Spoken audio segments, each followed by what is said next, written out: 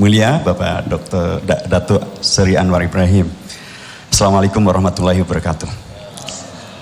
Melanjutkan yang disampaikan oleh rekan-rekan semua, dan saya tentu menjadi bagian dari yang sangat mendukung dan apresiasi atas dukungan yang mulia atas kepemimpinan Indonesia terhadap ASEAN pada tahun ini, dan mudah-mudahan itu adalah salah satu pintu besar dari apa yang dahulu yang mulia pernah sampaikan tentang pentingnya renaissance daripada kawasan ASEAN.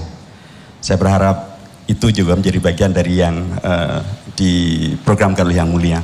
Berikutnya Yang Mulia, tentu saja Yang Mulia sangat terhormat dan sangat dikenal di kalangan negara-negara OKI.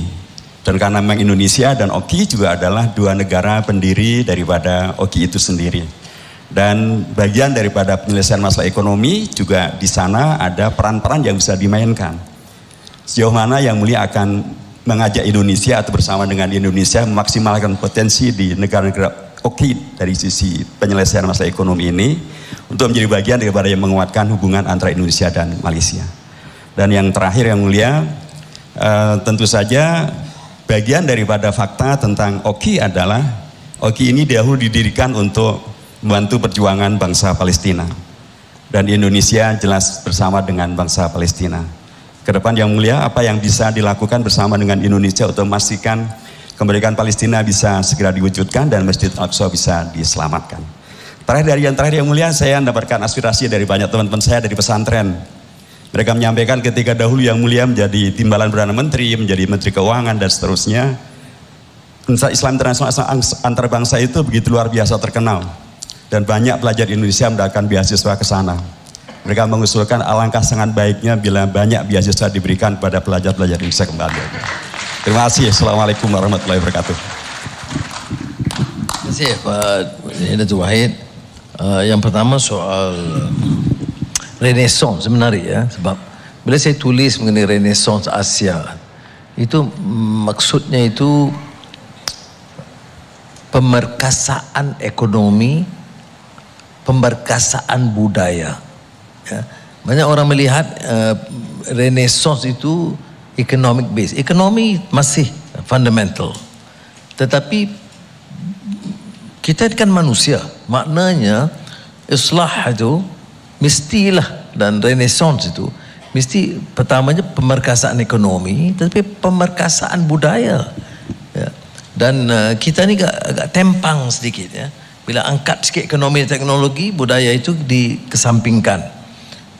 Sebab itu bagi saya, dan budaya ini dalam arti kata lebih luas, soal nilai, soal akhlak, soal kecintaan terhadap ilmu, lazzatul ma'rifah gitu ya. Jadi ini harus kita tonjolkan. Itu kalau masuk renaissance Asia.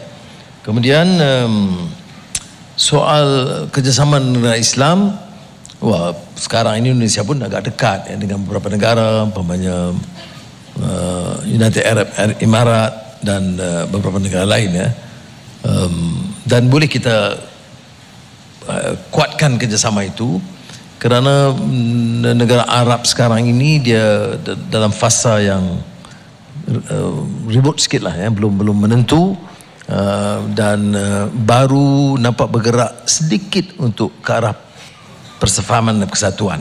Sebelum itu pecah parah. Soal Palestina saya sangat tegas hal itu ya.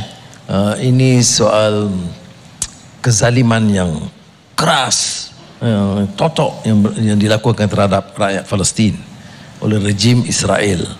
Dan saya ungkapkan, kadang-kadang di Malaysia, kadang-kadang kita bukan Islam, kadang-kadang dia tak faham dengan ini soal Islam. Tidak, ini soal justice. Kata Edward Said, pemikir ulung Palestina, Kristian ya, Arab, dia sebut Palestine ini ialah politics of dispossession, politik di mana hak mutlak rakyat, kebebasan dia, maruah dia, tanah dia, rumah dia itu dirampas. Jadi ini bukan hanya soal Islam, tapi juga soal kemanusiaan. Jadi tanggungjawab kita, apatah lagi orang Islam, untuk mengungkap permasalahan ini dan dengan lebih tegas menyuarakan. InsyaAllah saya akan teruskan. Saya sempat bicara dengan tiga-tiganya, Mahmud Abbas, Malhaniyah, telefon untuk dan menyatakan simpati dan dukungan Malaysia yang terus makan lebih tegas. Beasiswa. Soal beasiswa, ya Malaysia sekarang ini tidak sama seperti 90-an dulu ya. Dan Indonesia pun begitu juga, lebih baik dari dulu. InsyaAllah, tapi saya percaya ini dapat saya berikan sedikit perhatian lebih. Saya dulu di Universiti Islam Antarabangsa itu, kita dari Albania, dari Bosnia, dari Indonesia, dari Patani, dari Moro ya. Kita bantu yang mana yang negara yang agak tertekan atau miskin, itu kita bantu dengan banyak. Sekarang program itu hampir dihentikan. Jadi saya cuba revive, minta teman-teman yang lama Arab untuk bantu, insyaAllah.